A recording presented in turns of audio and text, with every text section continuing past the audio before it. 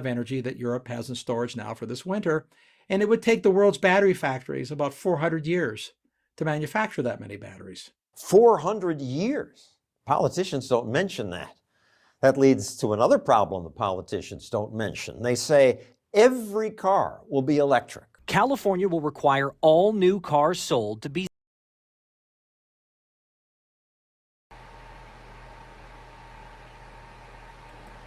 Can you hear it okay?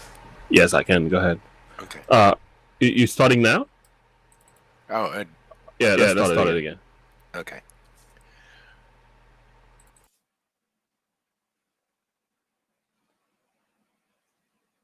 You think every car should be electric? Well, here are some inconvenient facts you probably don't know. This is part 2 of our series on electric cars. We keep hearing, the future of the auto industry is electric, and battery technology. Battery technology. That's key because we need to store the electric power. But storing large amounts of energy in batteries has a problem. Batteries are really lousy at storing energy.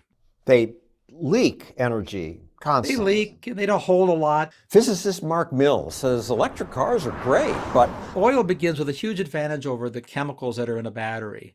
Oil has about 5,000% more energy in it per pound. And we see this in electric cars. Electric cars' battery weighs 1,000 pounds. It's what the battery weighs. It's replacing about 80 pounds of gasoline. all right, you're talking today, but the batteries are going to get smaller and better. They've gotten way more powerful, long-lasting, and affordable. All of this is just a prologue to what the next batteries are going to do. I can't wait. Will they be something like the one Iron Man has? Yeah, I can fly. Iron Man with the power pack that he puts in his chest, or the Terminator. Could happen. Things improve. Engineers are really good at making things better, but they can't make them better than the laws of physics permit. That will never happen in any place except comic books.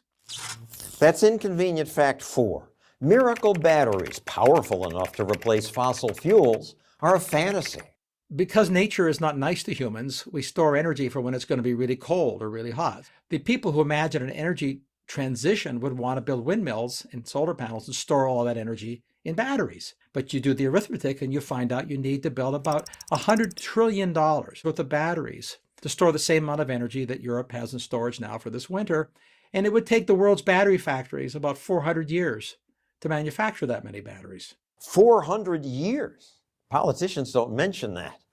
That leads to another problem the politicians don't mention. They say every car will be electric. California will require all new cars sold to be zero-emission vehicles. If that were somehow to happen. That means a lot more electric vehicles drawing power from the grid. But the grid is already limited. So limited that last summer, California's governor told people, don't use your electric car. Asking residents to avoid charging their EVs in order to conserve energy. Roughly speaking, you have to double your electric grid to move the energy out of gasoline into the electric sector. No one is planning to double the electric grid in California, so there'll be rationing. Rationing. When there isn't enough electricity, cities will simply turn some of the power off. That's inconvenient fact 5. We just don't have enough electricity for all electric cars.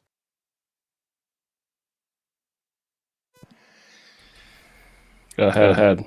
So here's the thing about that. I have a friend who lives in California, and they're already starting to do this. Shutting the power off for a period of time to Yes. conserve energy.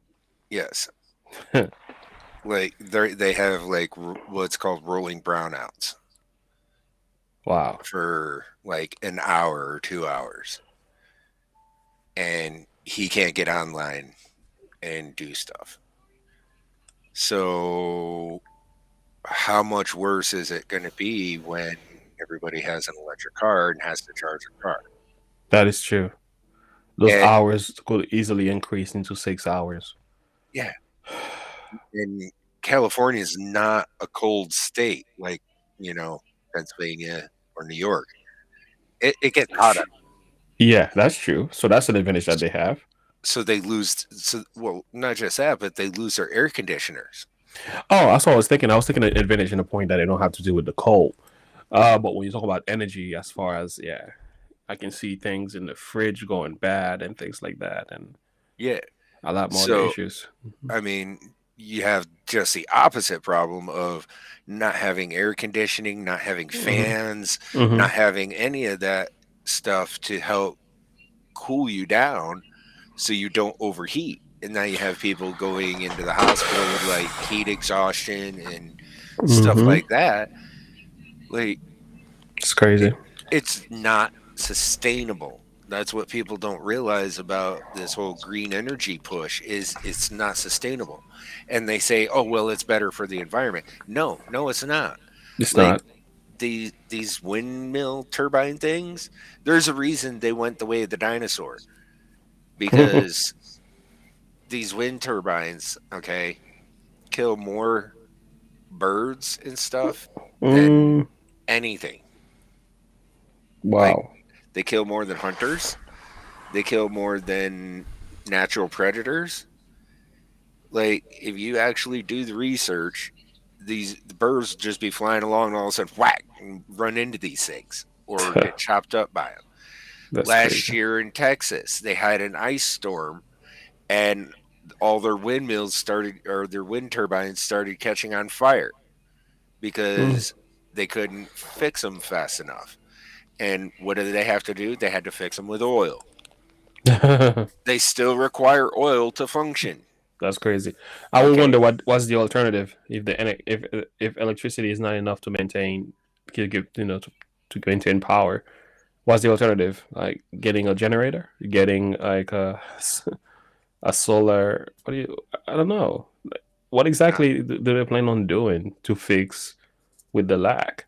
the one thing that we could do that would actually be green for the environment, that would actually cause us to have more than enough power for the entire or for the entire power grid would be nuclear. Nuclear.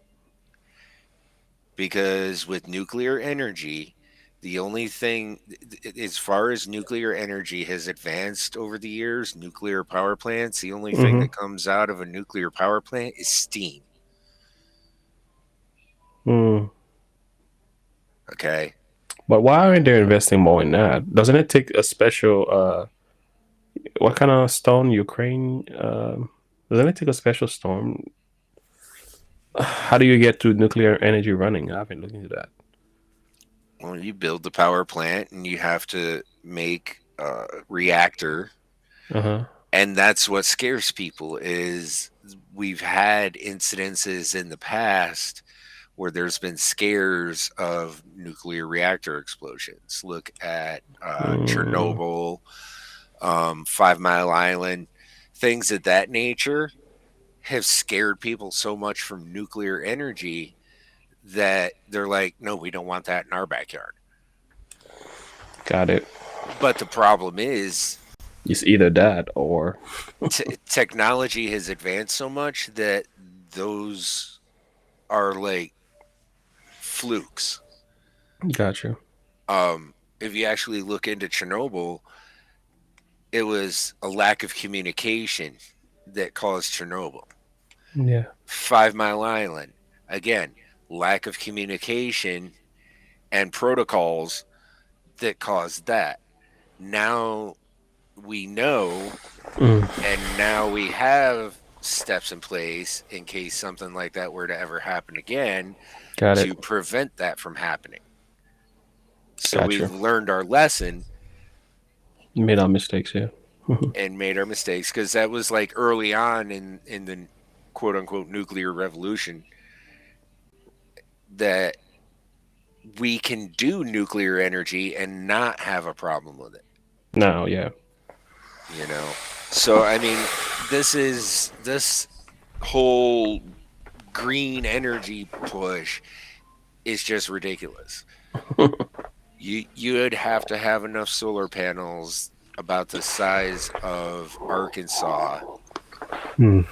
It's crazy. to power the power grid for the entire US. It's never gonna happen. Can Yeah. you imagine? Can you imagine when something goes wrong with that system? And yeah, you get like one chink in the system, and not to mention the fact that they all have to be cleaned constantly because they can't have any dust on them, or it diminishes their efficiency. Mm-hmm. You have bad weather or a cloudy day, it diminishes their efficiency. Then you're running on battery power, and the battery power only lasts for so long, like they just said. You Yeah. know, batteries will drain a lot faster than getting direct power. Yeah. Like it's inefficient. So Sad.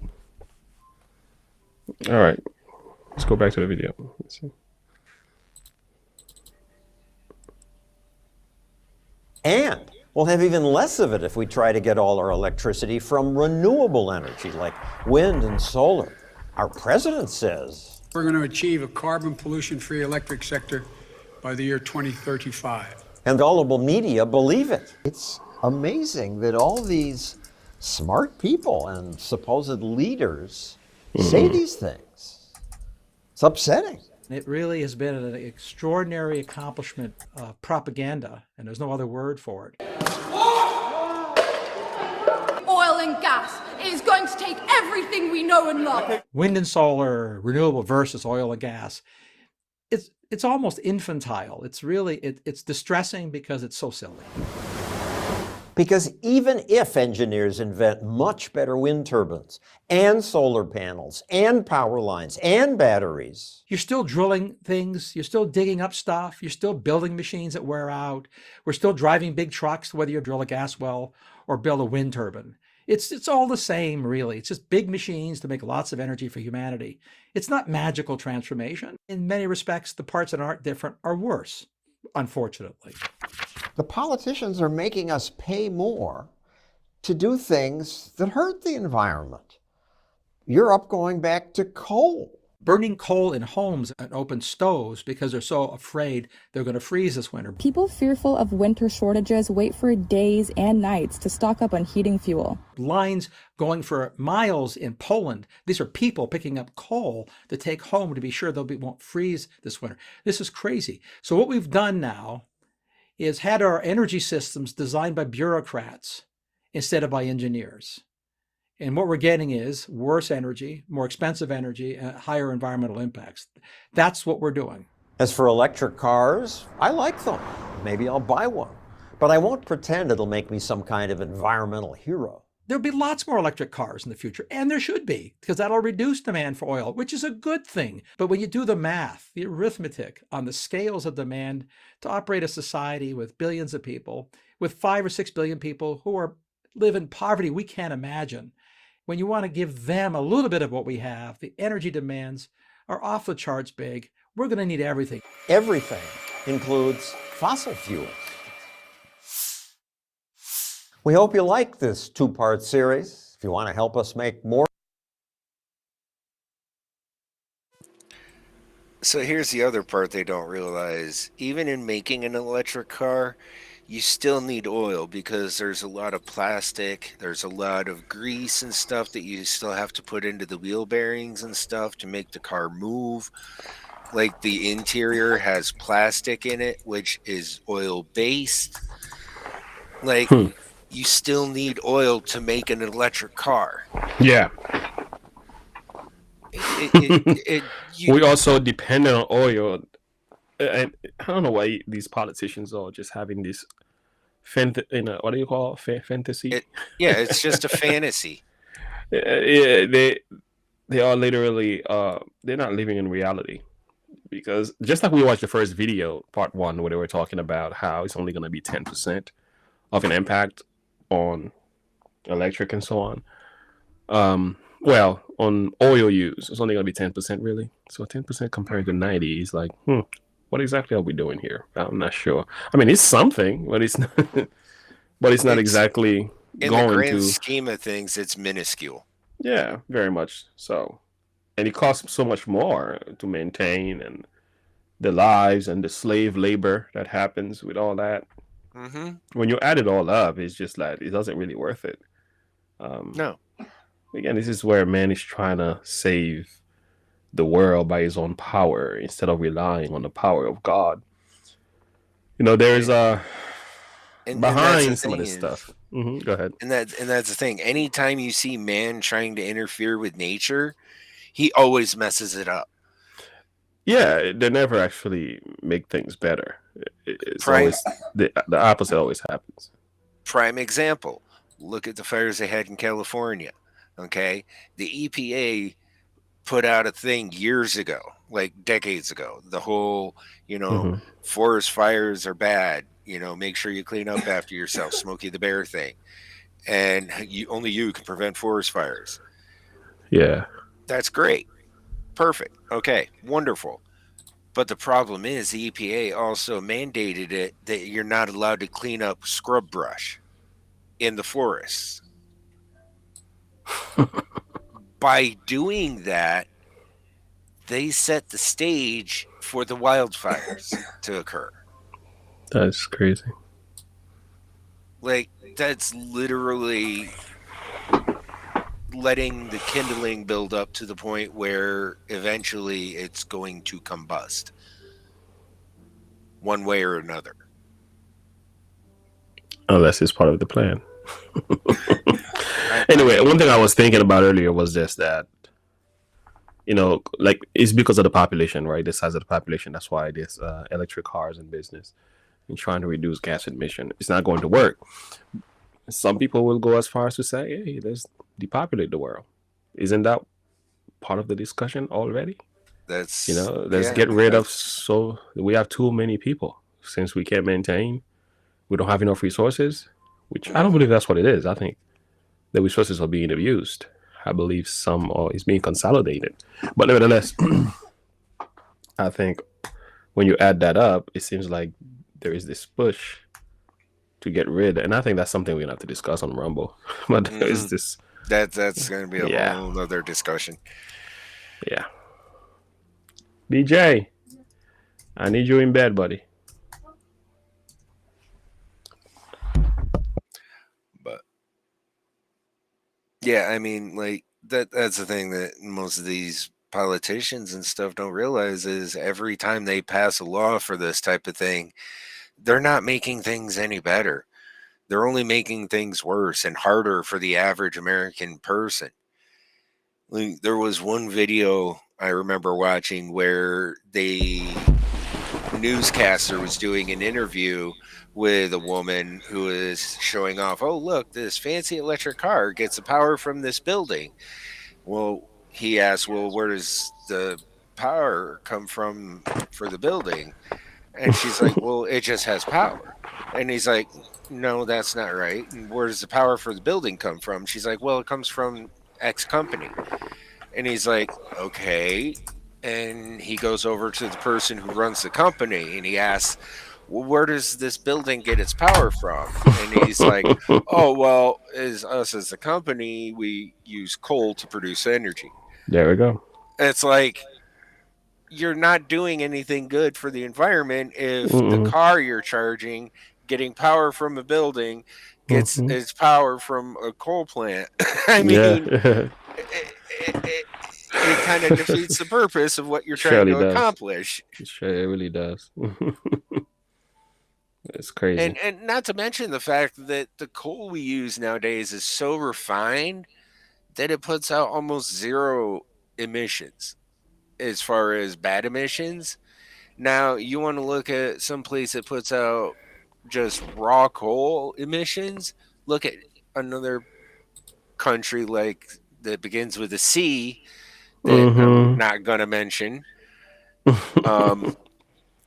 for, YouTube, that has the highest carbon emissions of any country in the world because they just burn raw coal.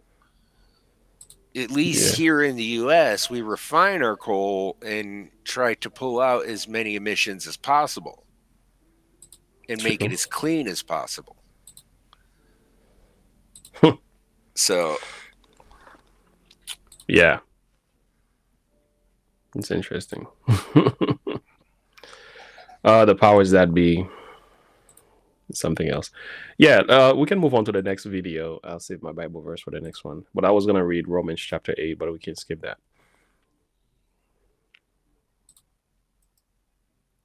So next one, I'm going to be talking about Kanye storms out of Tim Pool podcast, and this is JP's reaction.